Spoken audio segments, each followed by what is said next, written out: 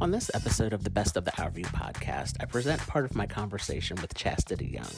We had such a great conversation. We had so many laughs comparing our stories of growing up with disabilities with our family and friends. And I think you will enjoy this clip that I'm sharing with you all. And be sure to watch the entire episode on YouTube or listen to it wherever you listen to your podcast, on Apple Podcast or Spotify. It's a great conversation. I hope you enjoy it.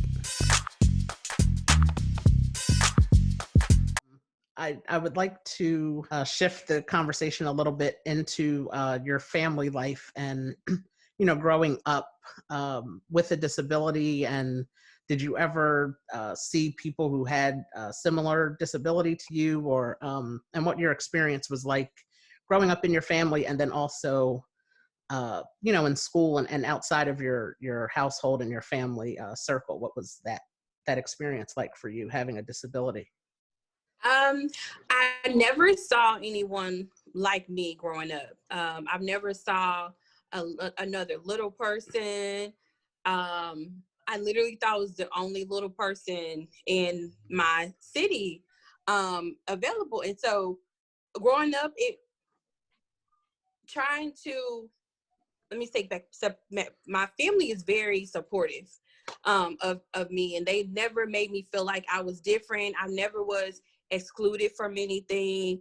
And I mean, never excluded from anything. Chores, discipline, you know what I'm saying? If I showed out, it went down. So I never was excluded from anything. So my family made me feel very much a part of my family, and it was very much, I was very much included in everything.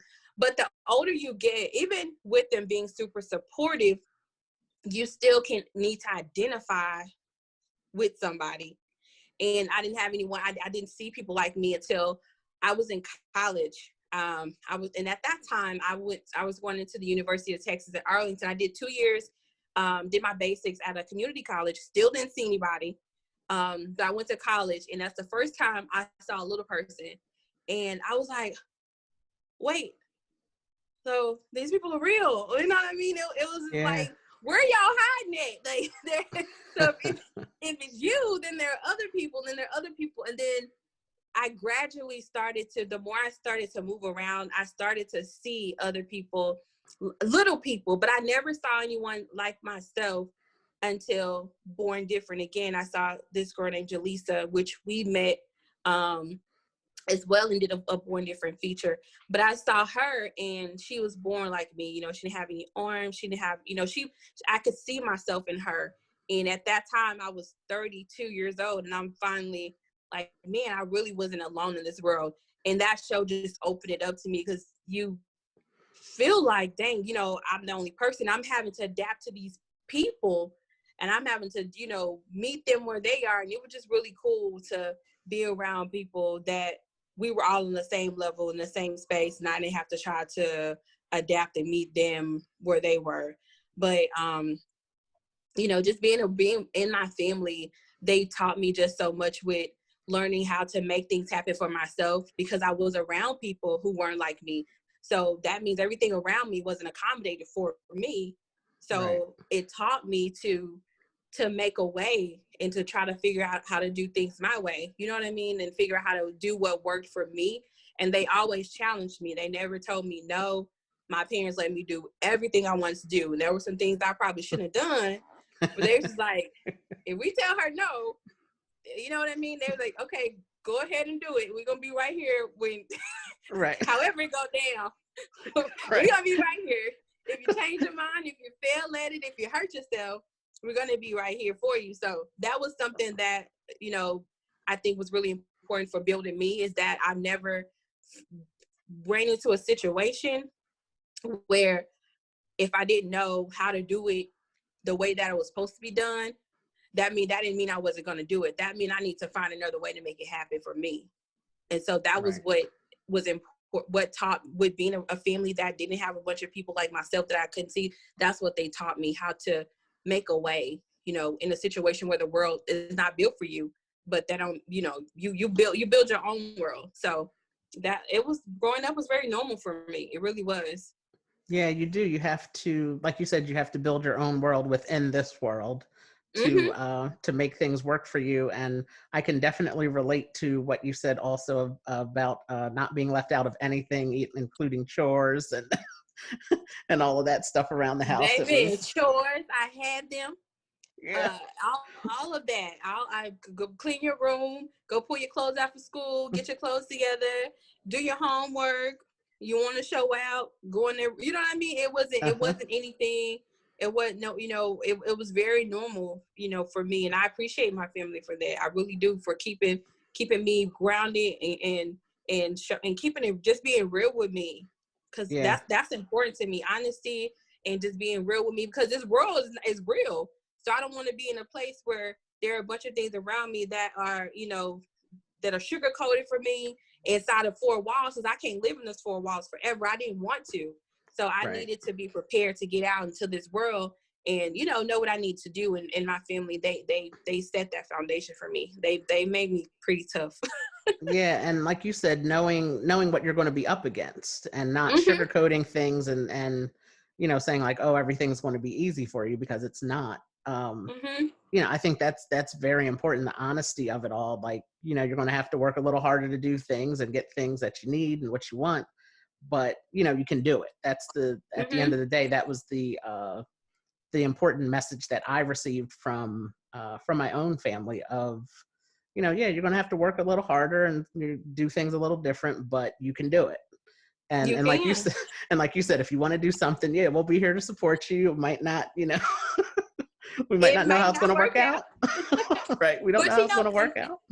and that's not something that I think is a thing that's only for people who have a physical difference. That's for everybody. You're gonna Right. do something. I don't think you should take that away from people who are born different. You should say, Hmm. okay, don't do that. It may not work for you. That's for everybody. You know what I Yeah. mean? That's across all types of communities, no matter who you are, no matter your race, no matter your physical ability. There are going to be some things that may not work for you.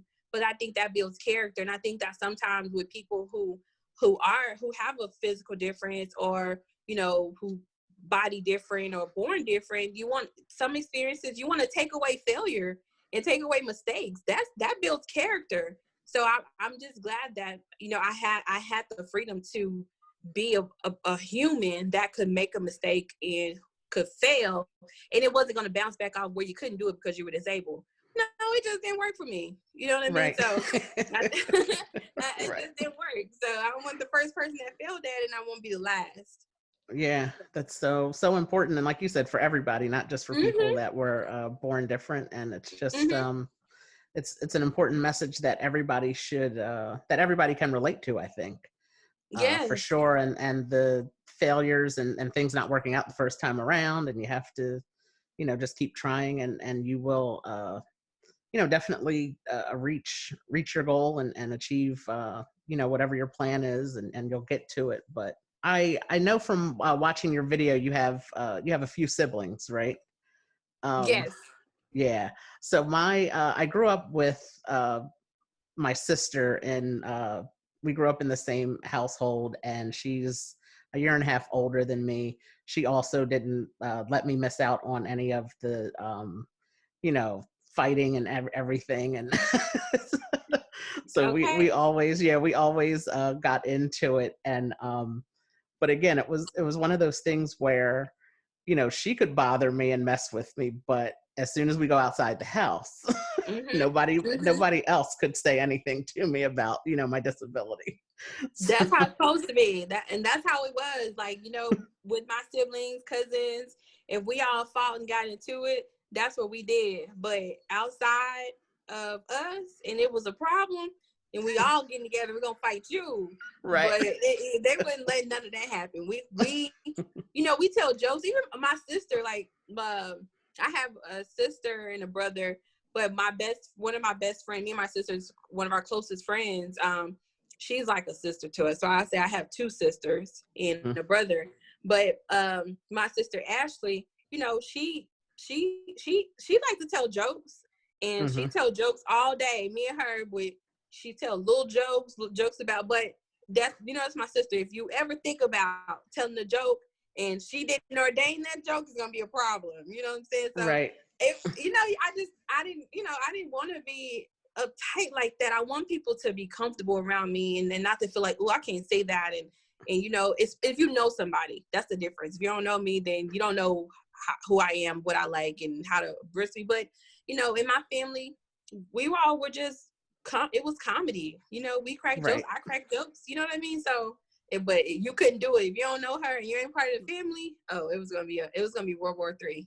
Absolutely. And that's I have a really good friend that I know from college, and she's really good. She loves to crack the jokes when other people are around who don't know me, and people who may not realize that we know each other. So it makes for a very awkward but funny Very awkward and situation. funny. Yes, that's how my sister is. They're like, oh my God. And then she, especially with questions, if someone asks questions, she used to answer in the most just vile way. Like people would be like, well, what happened to your hand? She'll just bust out, oh, we cut them off. And they would be like, what? And she would just walk off. I'm like, Ashley, that's a kid. You can't tell them that you cut. So it was fun, just growing up with them and dealing with it, how they handle it. Yeah, my friend who I was just talking about, her name is Teresa. We went to an outdoor concert one time, and it was a group of us that went, but we were outside sitting on the lawn, and I used crutches, so I had my crutches that day, but there was a storm coming. So I was like, okay, like, I don't know what this storm is going to be. If it's just rain, I'll be fine. But if there's lightning and stuff, like if it's a real storm, I probably need to like get into my car. I don't need to be out here. I have braces that have metal. I have my crutches that are metal. I was like, I think I'm going to head to my car. Out of nowhere, without missing a beat, she says, your crutch tips are rubber. You're grounded. You'll be fine. I said, oh, good point. And people looking around, they're like, wait, what? Like, you're laughing at that? I was like, yeah. I was like, this is my best friend. I was like, we're fine. Yeah, like, that's how it is. Yeah, she can say stuff like that, but nobody else can. You can't. You don't know me, right? You say something crazy, it's gonna be a serious problem. Right. You can listen or watch the rest of this episode in its entirety by subscribing to the Our View Podcast on Apple Podcasts, Spotify, or YouTube. Just search for the Our View Podcast on all platforms.